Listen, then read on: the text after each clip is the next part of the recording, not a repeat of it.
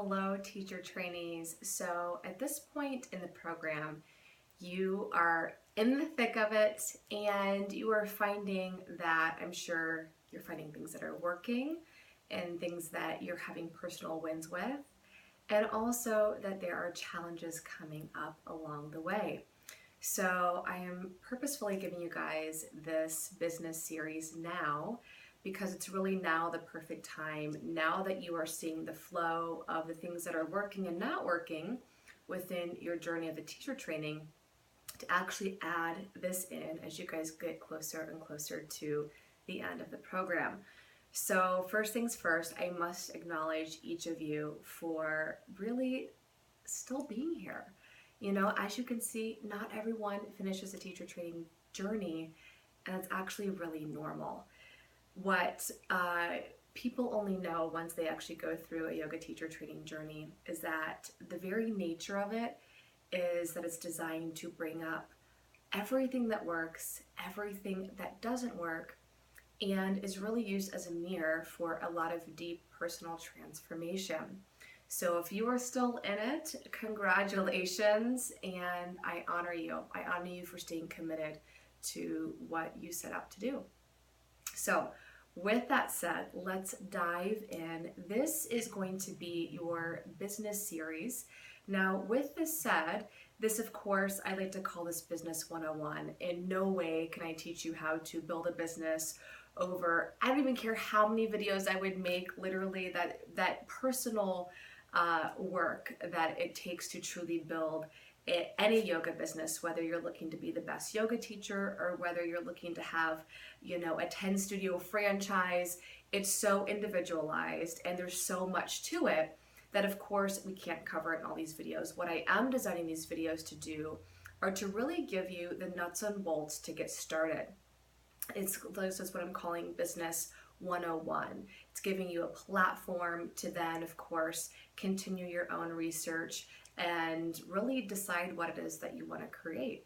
And a lot of this, obviously, I have gathered from my last 7 years of really seeing what it takes to go from a teacher who rented space for $25 an hour with no money starting to still having a studio 5 years later and encountering lots of wins and lots of challenges along the way.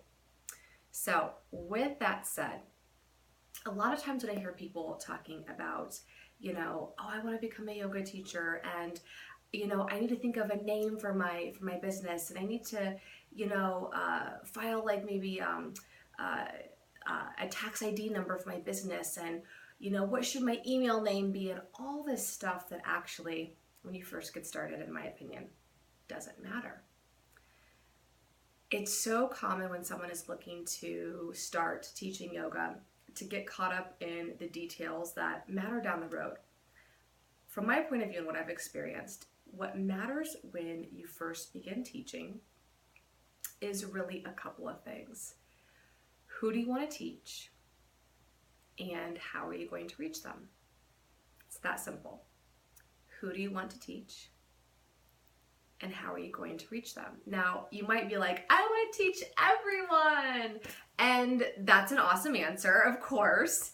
But I do recommend really thinking about, what is a part of the population that just lights you up when you think about really serving them with yoga. I know for me, it's always been women. It's always been empowering women. I don't care if I'm tired. I don't care if I'm having a bad day. I don't care if I'm PMSing. If it comes to empowering women, I'm there. Now, does that mean I teach all other kinds of people and I've taught all other kinds of people throughout the last 7 years? Yeah, of course, right? That's the nature of having a studio.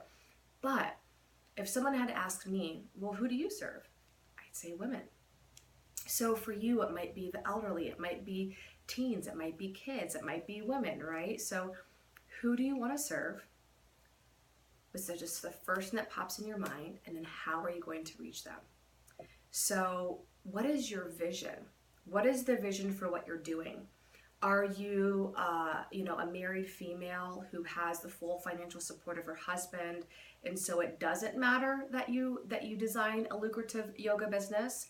Or are you someone who's like, you know what, this also gets to be how I earn money. And it's actually incredibly important that I look at the financial side of this just as much as the yoga side of it. So what's your vision? What's necessary for what you're creating in your life? And yes, finances are a part of that, right? So this is the business series. We're talking lots about really the nuts and bolts and the finances and the money and that part of it, because that's important. So what is your yoga vision? Now, you might go, I don't know. And that's okay. That's a totally okay place to start. And if the answer is ever, I don't know, my recommendation is that you actually always just take action, because that's when you actually start to discover what you love and what you don't love. So as you guys go on to build your yoga teaching careers or incorporate your yoga teaching into whatever career you have, maybe it's just being more mindful in your corporate job, right? Incorporating meditative techniques throughout your day. So there's so many ways to really incorporate this into your vision.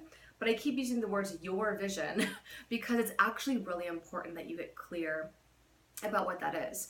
What you wouldn't want to have happen is that you think that it has to look a certain way, and like 3 years from now you're like, that actually wasn't my vision. I don't know why I even like did that, and now I'm like, gotta go back, and this isn't like even what I wanted to create. And so it's not that you won't learn along the way. It's not that you won't how do I want to put it? It's not that you won't discover what's working and not working and what you want to do and not do, and give yourself room to evolve. That's key, giving yourself room to evolve. But it is about each step of the way, how much clarity can you have? And from that amount of clarity, making the choices that you make, realizing that it doesn't have to be perfect. In fact, it's never going to be perfect. And that you're never always going to have clarity. There's actually lots of moment of not clarity, which is totally normal. And as long as you're actually taking action, that's what matters. So maybe you think that you want to serve women and you start a yoga class and it's, really about empowering women, and you incorporate beautiful themes into it, and you realize down the road, you're like, this sucks. I want some men in the class. I actually really appreciate and like want to uplift men as well. And I want like mixed company, right? So awesome. Like that time isn't wasted. What you discover through taking action is actually what you want to do. So the main takeaways from this video is taking action allows you to discover what you love and don't love, what works and doesn't work. So even as you discover what you don't love and what's not working, there's never time wasted as long as you're willing to learn and shift. And to get connected to your vision. What is your vision?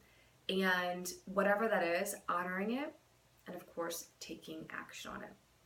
So I'll leave it right there for this video. I'm gonna keep these a little bit shorter and digestible. You can take plenty of notes, listen to them multiple times, and I will see you guys in the next video of the business series.